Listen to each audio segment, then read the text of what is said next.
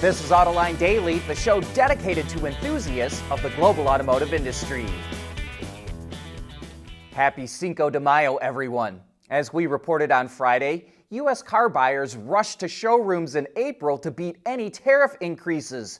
And as a result of that, automakers are burning through their inventory far faster than anyone expected. In January, automakers had an average of 91 days of inventory. Now, they have 61 days according to Cox Automotive. That's a 38% drop.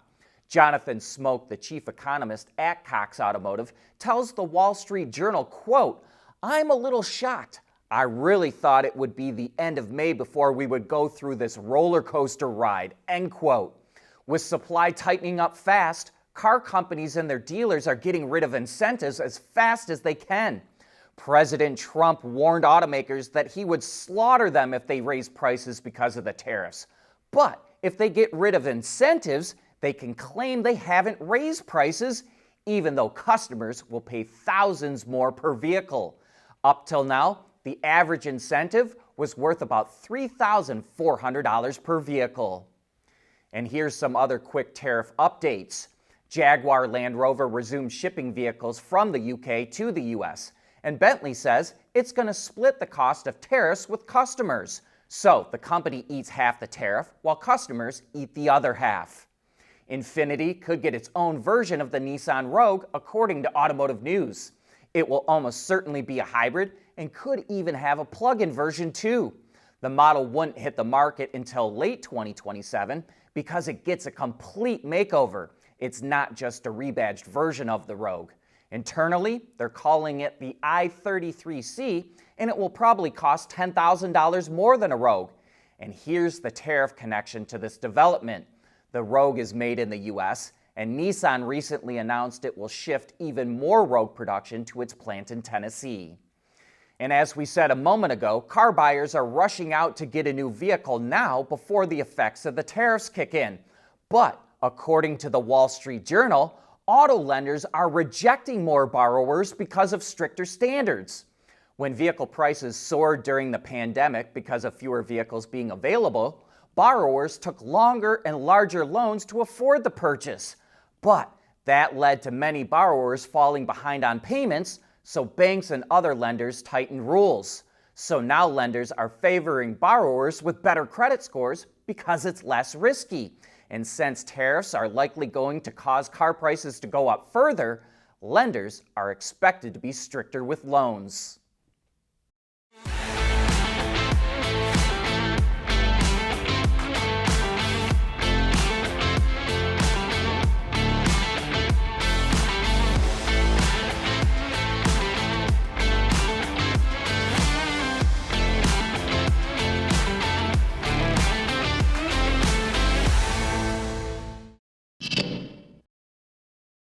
One of the people that helped develop EV motors for Lucid is now the co-founder and technical leader of an electric motor startup called Conifer, which has cut all rare earth materials from its design. Most electric motors are radial flux, but Conifer is using what's called an axial flux or pancake motor.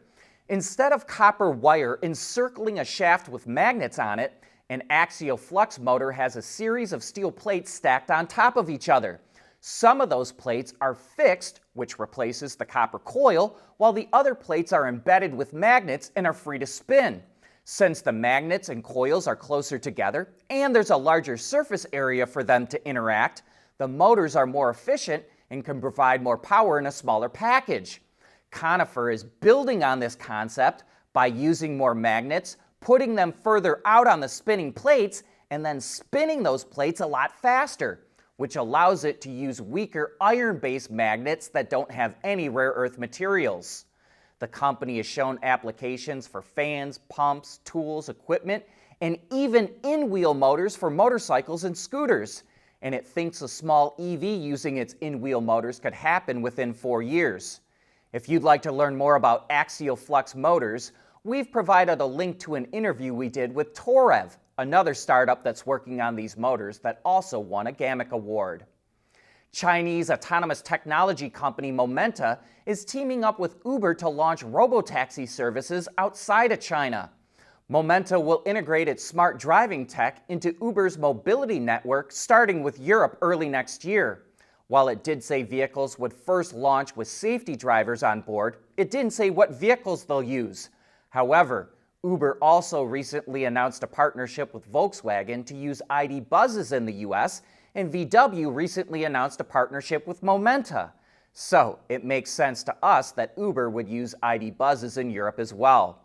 A technology insider with knowledge of the Chinese market tells Autoline that they think Momenta is one of the top smart driving providers in China, and that could be reflected by the number of legacy automakers that have teamed up with the supplier, including Mercedes, GM, Toyota, and Honda.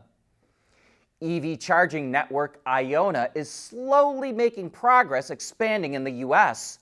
The network, which launched about 2 years ago, is a joint venture between General Motors, Hyundai, Kia, Stellantis, BMW, Honda, Mercedes-Benz, and Toyota. By the end of the decade, Ionna is aiming to have 30,000 charging bays across the U.S., but right now, it has 12 sites in operation with 120 bays.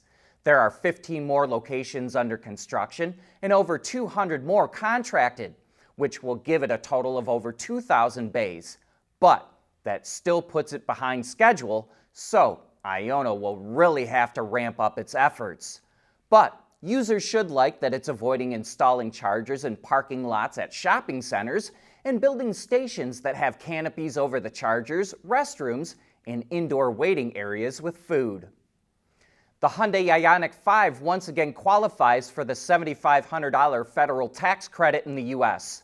The model lost eligibility for the past 4 months despite being built at the company's plant in Georgia because its batteries were made outside of the U.S., although the incentive was still available for those that leased the model. But the Ioniq 5 is back on the EPA list of vehicles that qualifies at purchase, now that it's using battery packs made in the U.S. by SK On. And with the credit, it starts at $36,575. We've got the results of our latest poll where we asked you what you think will happen with Slate, the company that's coming out with that $27,000 electric pickup truck.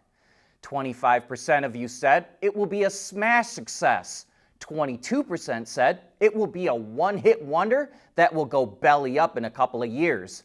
11% said it will be dead on arrival, and 42% of you said none of the above and left a bunch of comments. Kit Gerhart hit on a common topic. He said, "I'd think it would have more appeal if it were a hybrid or even ICE.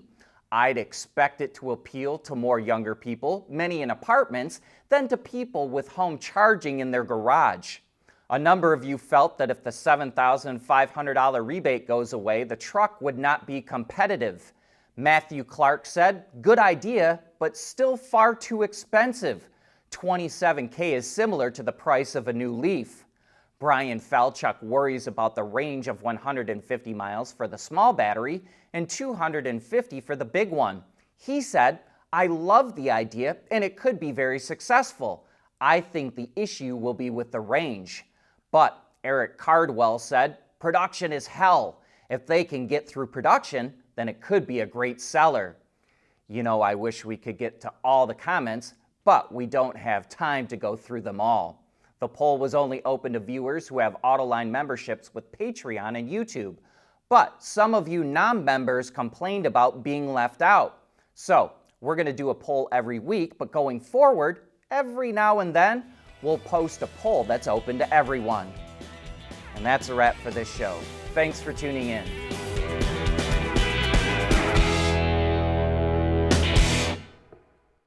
Autoline Daily is brought to you by Intrepid Control Systems. Over-the-air engineering boost your game. Teijin Automotive Technologies, the formula for better mobility. And by